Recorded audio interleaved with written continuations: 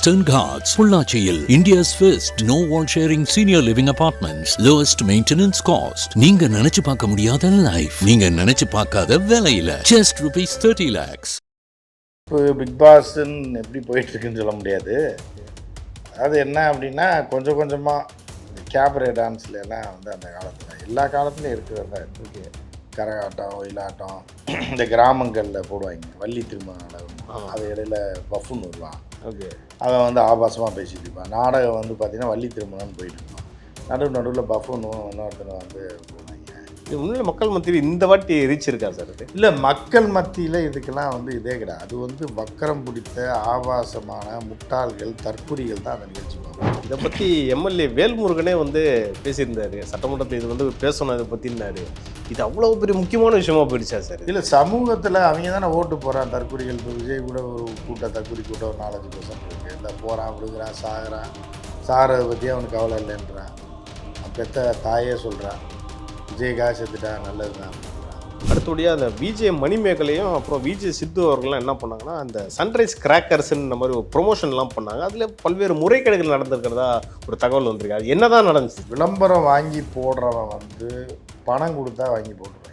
ஏன்னா அது நிறுவனம் கிடையாது, இவங்களாம் இண்டிவிஜுவல்ஸ், தனிப்பட்ட நபர்கள். இந்த தனிப்பட்ட நபர்கள் வந்து போய் ஒரு இதை வெரிஃபை பண்ண முடியாது, ஒரு இதை பார்க்க முடியாது. நீங்கள் வீட்டில் இருக்கீங்க, விளம்பரம் உங்கள்கிட்ட கொடுத்தா எவ்வளோன்னா 3 லட்சம் கொடுங்க நான் பண்ணுறேன். இது யார் மேலே தப்புனா பார்க்குற கூமுட்டைங்க மேலே தான் தப்பு. அப்போ அந்த பொருளோட விலையே 12 ரூபாயாக தான் இருக்கும். ஆமாம், அப்போ தான் 3 ரூபா லாபம் வச்சு அவன் கொடுக்க முடியும். இந்த கூமுட்டைங்க வந்து 85% அவன் டிஸ்கவுண்ட் தர்றான்னு போகிறவனா இப்படி இதெல்லாம் அவன் சந்திச்சு தான் அவன் ஏமாத்துறவன் இருக்கிற வரைக்கும் ஏமாறுறவன் இருக்கிறதா சரி. ரெண்டாவது, இப்போ 2K கிட்ஸில் வந்து அறிவுஜீவிகள் நிறையா பேர் இருக்காங்க. எக்ஸ்ட்ரீமான அறிவாளிகள்லாம் வந்து பார்க்க முடியும்.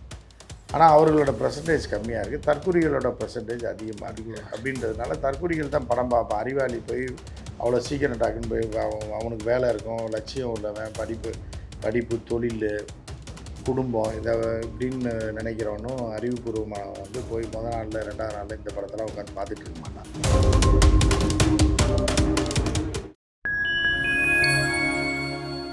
ஃபைன் டைம் சினி நேயர்களுக்கு வணக்கம். இன்று நம்மோடு இணைந்திருப்பவர் திரு உமாபதி அவர்கள். வாருங்கள், அவரிடம் சினிமா சார்ந்த பல்வேறு கேள்விகளை முன்வைக்கலாம். வணக்கம் சார். வணக்கம். நடப்பு பிக் பாஸில் வந்து ரொம்ப ஒரு மக்கள் மத்தியில் வெறுப்பை வந்து சம்பாதிச்சிருக்கிறதா பல பேர் சொல்கிறாங்க. அதில் ரொம்ப ஆபாசம் நிறைஞ்சிருக்கிறதாகவும் சொல்கிறாங்க. இது எப்படி சார் போயிட்டுருக்கு நடப்பு பிக் பாஸு? இப்போ பிக் பாஸ்ன்னு எப்படி போயிட்டுருக்குன்னு சொல்ல முடியாது. அதாவது என்ன அப்படின்னா கொஞ்சம் கொஞ்சமாக இந்த கேபரே டான்ஸ்ல எல்லாம் வந்து அந்த காலத்தில் எல்லா காலத்துலையும் இருக்கிறது தான் இது. கரகாட்டம், ஒயிலாட்டம், இந்த கிராமங்களில் போடுவாங்க வள்ளி திருமண நாடகம். அது இடையில பஃபுன்னு வருவான். அவன் வந்து ஆபாசமாக பேசிகிட்டு இருப்பான். நாடகம் வந்து பார்த்திங்கன்னா வள்ளி திருமணம்னு போயிட்டுருக்கோம். நடுவில் பஃபுன்னு இன்னொருத்தனை வந்து போனாங்க.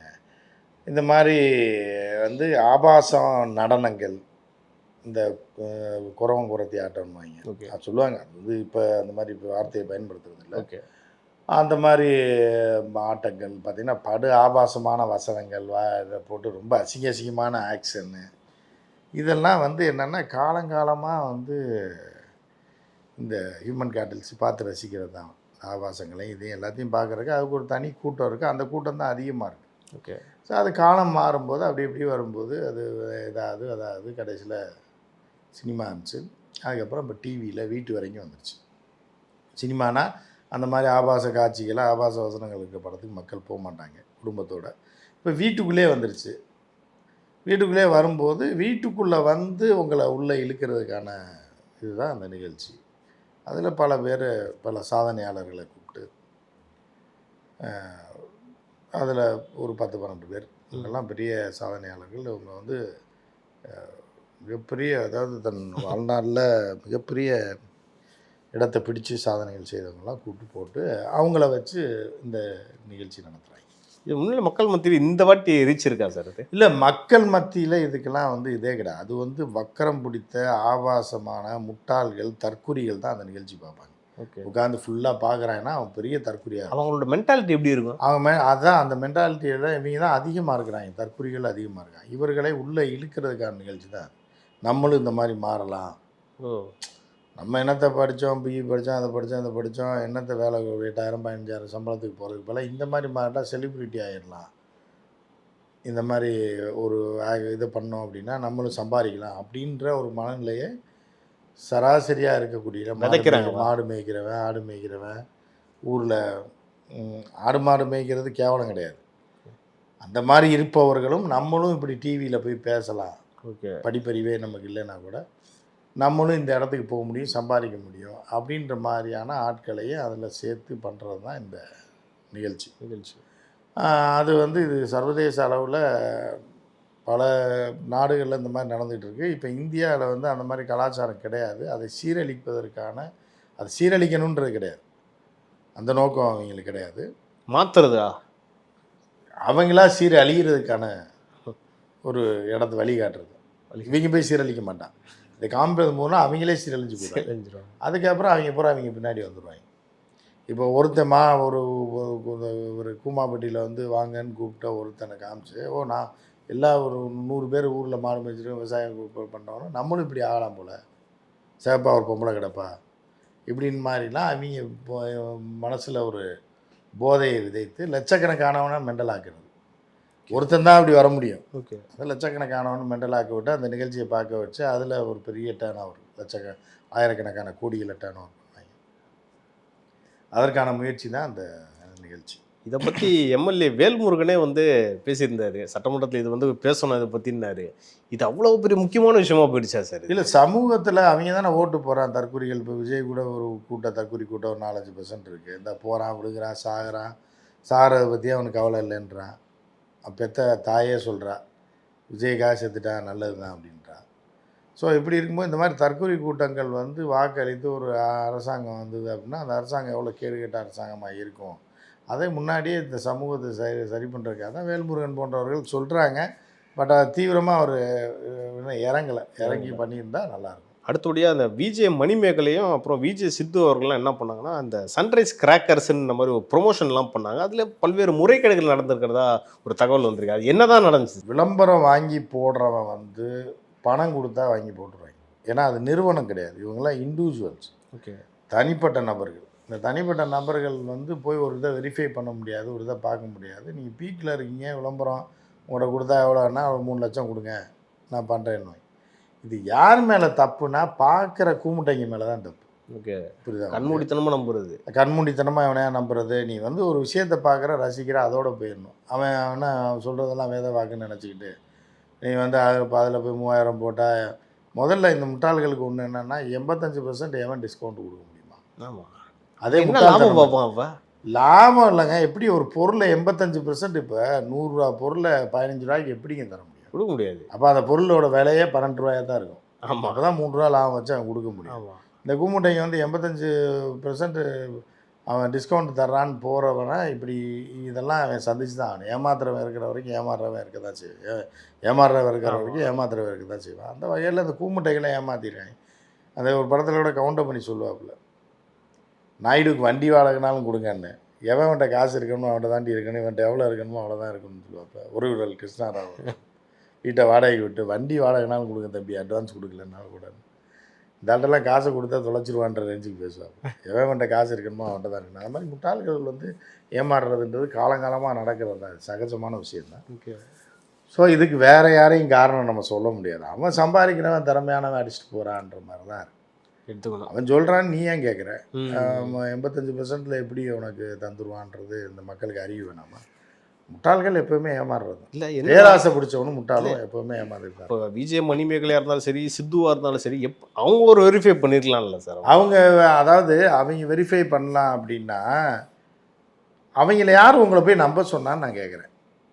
மணிமேகலை என்ன அமெரிக்க அதிபராக இருந்துச்சா, இல்லை ஏதாவது எம்பியாக இருந்ததா, இல்லை வந்து ஏதாவது காவல்துறையில் இருந்ததா? அதை அப்படி கண்டுபிடிச்சி நம்ம தான் விளம்பரம் பண்ணுறோம், மக்களை நம்மளே ஏமாத்துறோன்ற குற்ற உணர்ச்சியாச்சும் அவங்களுக்கு இருந்திருக்கலாம்ல. குற்ற உணர்ச்சி அது அவங்களுக்கு தானே இருக்கணும், நமக்கு இருந்து என்ன பிரயோஜனம்? இல்லை, அது கூட இல்லை மாதிரி தான். இவன் வந்து 8000 சொல்கிறான், இவன் 4000 சொல்கிறான், நடுவில் முடிச்சு விடுங்கன்ற கதை தான் இவங்க கதை. இந்த பிறகு ஒரு கூமுட்டை கும்பல் இருக்குது, ஏமாத்துற கும்பல் இந்த பக்கம் இருக்குது, இவங்க நடுவில் பேசி முடிச்சு விட்றாங்க. நீங்கள் வந்து இந்த ரெண்டையும் விட்டுட்டு இவனை மட்டும் எப்படி குற்றம் சொல்ல முடியும்? மணிமேகலையை மட்டும் நீங்கள் குற்றத்தை, மணிமேகலைன்றது என்ன பெரிய அறிவுஜீவியா? மணிமேகலை சொல்கிறதுக்கு நீங்கள் ஏன் கேட்குறீங்க? அதுக்கு 1,00,000 கொடுத்துருப்பாங்க, விளம்பரம் போட்டிருக்கேன், அது வாங்கிட்டு தீபாவளி கொண்டாடிட்டு அது போயிடுச்சு. என்ன சேரம் விட்டுட்டான், அவன் சம்பாதிச்சான், அவனும் விட்டுட்டான், அவனும் லாபம் இல்லை. இவங்க தீபாவளி கொண்டாடினது யார் அப்படின்னு பார்த்தீங்கன்னா இந்த விளாகர்ஸ், இவன் தான் யார், சித்து, இந்த கும்பல் தான். ஏன்னா இவங்க தான் 5 லட்சம் 4 லட்சம் வாங்கி சந்தோஷமா இருக்காங்க. மற்றவங்க இதை பற்றியும் கவலை கிடையாது. நீங்கள் கேட்டு கட்டு போ, நான் சம்பாரிச்சேன், நடித்தேன், சம்பாரிச்சு காசை இல்லை வேண்டி அப்படி இல்லை. அதாவது என்னன்னா நீங்கள் வந்து ஒரு குரூப்பை மட்டும் இப்போ ஏமாத்துறவனை மட்டும் குற்றம் சொல்லவும் முடியாது. ஏமாறுறவன் இருக்கிறதுனால தான் ஏமாத்துறவன், ஏமாத்துறவன் இருக்கிறதுனால தான் ஏமாறுறான். இவங்க நடுவில் உள்ள ஏஜென்ட் தான் இவங்க வந்து ஏமாத்தணும்னு செய்ய மாட்டாங்க. ஏமாத்தணும்னு இருக்க கும்பல் இது. ஓகே, ஏமாறணும்னு கோமாளி கூதற கும்பல் இது. ரைட்டா, இந்த 2 தான் கல்பிரிட். ஓகே, நீங்கள் எப்போ 85%க்கு அடுத்தவன் காசுக்கு ஆசைப்பட்டீங்கன்னா நீங்கள் தெருவில் தான் நிற்கணுன்றது பல உதாரணங்கள், பல திரைப்படங்கள் வந்துருச்சு, பல சம்பவங்கள் நடந்திருக்கு. நாளொரு மேனி பொழுதுமா ஒன்று நடந்துட்டு தான் இருக்கு. சீட்டு கம்பெனி, அதுக்கு அடுத்து ஈமு கோழி மோசடி, காரை வச்சு மோசடி, ஏன்னா இப்படி தொடர்ந்து நடந்துட்டு தான். இப்போ பாருங்கள், இப்போ கோயம்புத்தூரில் ஷேர் மார்க்கெட்டில் போடுறேன்னு சொல்லி ஏமாற்றிருக்காங்க. ஒன்றில் ஏன்னா பேராசை பிடிச்சவன் இருக்கிற வரைக்கும் அவனுக்கு அழிவு தான். அவன் செருப்படி வாங்கிட்டு தான் இருப்பான். அவன் என்றைக்கு அறிவுபூர்வமாக திருந்துறானோ அன்னைக்கு தான் இந்த உலகம் மாறும். அது வரைக்கும் ஏமாத்துற இருக்க வரைக்கும் ஏமாற்றிட்டான். மண்ணுளி பாம்புலேருந்து எல்லாம் படம் எடுத்துட்டாங்க, அதை காமெடி பண்ணுறாங்க, எல்லாம் தான் டிவியில் போடுறான், எல்லாம் தான் போடுறான், நியூஸில் டெய்லி இதில் இவன் ஏமாற்றிட்டான், அதெல்லாம் ஏமாற்றிட்டான்னு சொல்லிட்டு தான் இருக்கான். அப்புறமும் பேராசை பிடிச்ச கும்பல் போய் 85%க்கு வெடி ஏவன் தருவான். அவன் லூஸா, அவன் அப்போ வந்து இப்போ செஞ்சு வெடி 85%க்கு எல்லாம் நஷ்டத்துக்கு வீடாக நான் பெற்று போட்டு போயிருக்கான்.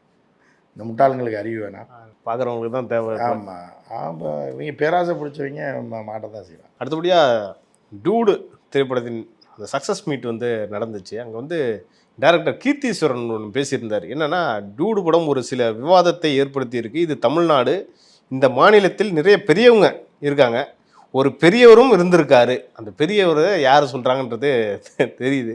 அவங்கெல்லாம் நிறையா சொல்லியிருக்காங்க, அவங்க வழியில் வந்தது தான் நாங்கள்லாம் இதை பேசிகிட்டு இருக்கோம்னு சொல்லியிருக்காரு. என்ன சொல்ல வராது இவராச்செல்லாம் தெரியலையே, அதுதான் என்னன்னு அவருக்கே புரியல. இப்போ உங்களுக்கு புரிஞ்சா அது ஏதாவது, அப்புறம் அதை நம்ம என்ன சொல்ல முடியும்? ஆக்சுவலாக அது படத்தில் என்னதான் சார் சொல்ல வந்திருக்காங்க, பார்த்தீங்களா அதை? இல்லை, அந்த படம் நான் பார்க்கல, பட் அது பார்க்குற அளவுக்கு நமக்கு நேரம் இல்லை. அது வந்து என்னென்னா, அந்த கதை சுருக்கம் இல்லை விமர்சனம் போட்டவர்கள் வந்து சொல்லியிருக்காங்க, இது இந்த காலகட்டம், அது ஒரு பாக்யராஜாரோட படம் அந்த காலகட்டத்தில் வந்துடும். ஓகே, அவர் வந்து என் பொண்டாட்டி, என் காதலி உனக்கு பொண்டாட்டி ஆகலாம், ஆனால் பஷ நின்ற மனைவி எனக்கு காதலி ஆக முடியாது அப்படின்னு ஒரு டைலாக் இருக்கும்.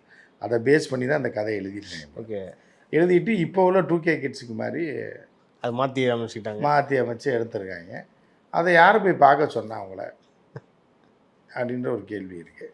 ரெண்டாவது, இப்போ 2K கிட்ஸில் வந்து அறிவுஜீவிகள் நிறையா பேர் இருக்காங்க, எக்ஸ்ட்ரீமான அறிவாளிகள்லாம் வந்து பார்க்க முடியும்.